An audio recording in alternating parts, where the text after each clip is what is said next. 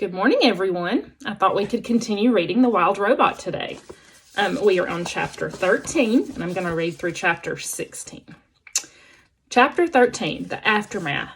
Daybreak, and the storm had passed, but the sounds of water were everywhere. The air was filled with the dripping sounds of mountain runoff and the sloshing sounds of flooded streams. And then came a very different sound. It was the clanging sound made when a robot slips on a wet rock.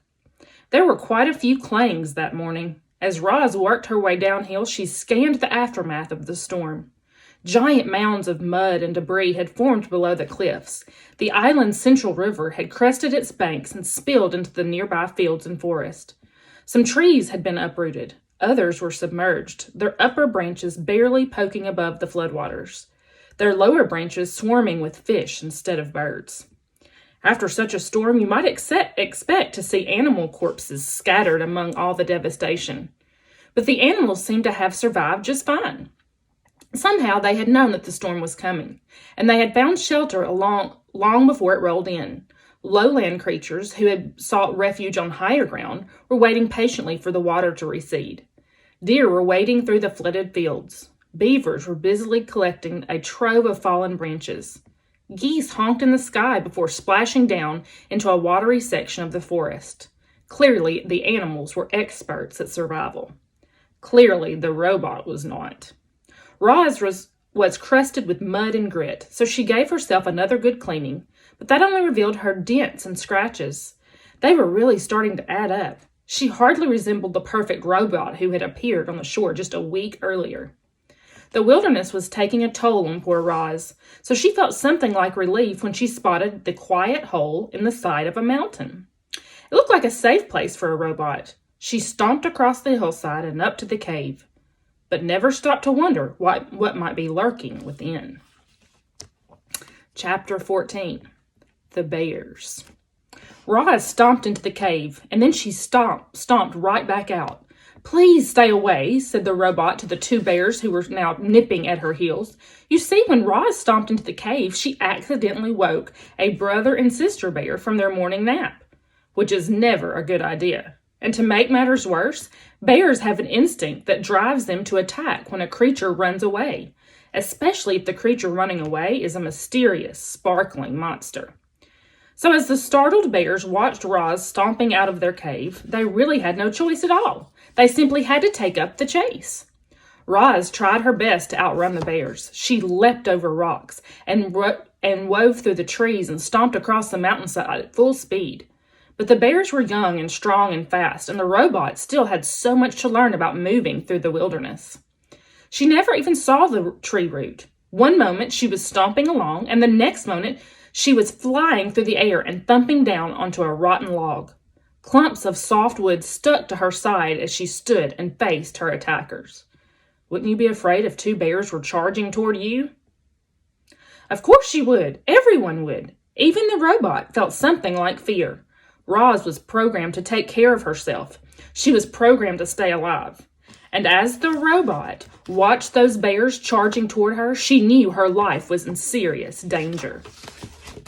There's Roz and the bears chasing. The bears slammed into Roz, knocking her against the trunk of a towering tree. Then one bear dove at her legs and the other clawed at her chest. If only the robot had swung her fist or kicked her feet, she would have scared them off. One good bop in the nose would have sent them running, but the robot's programming would not allow her to be violent.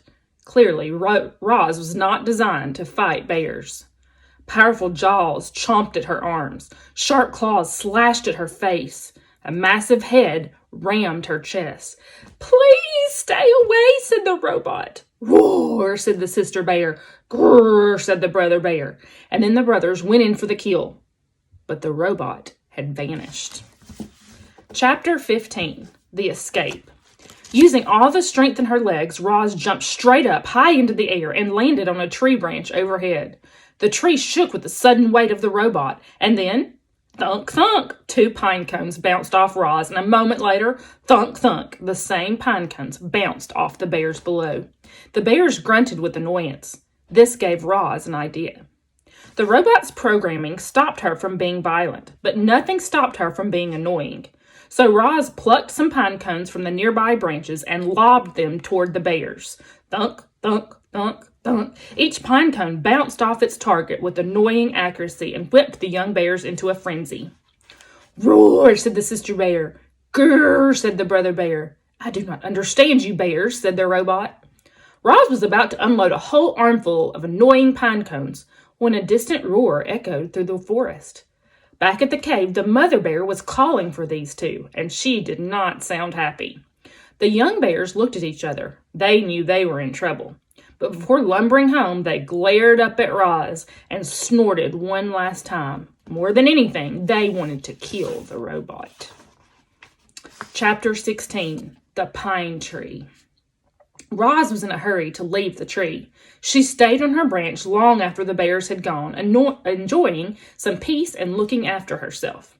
In addition to bite marks and claw marks, the robot was also covered in dirt, which of course meant it was time for another cleaning.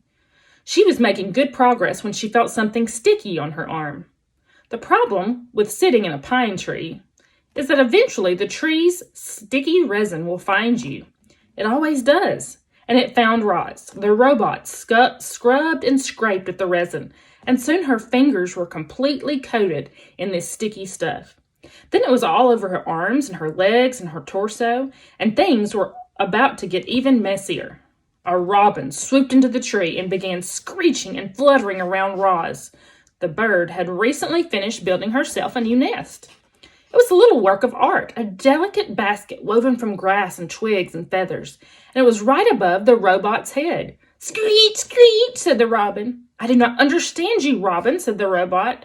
The robin continued screeching and fluttering, and then, splat! She splattered her droppings across the robot's face. The bird was serious, so Roz scooted away, farther off the branch, until she heard a quick, sharp crack. Before Roz knew what was happening, the tree branch snapped under her weight, and she went crashing to the forest floor.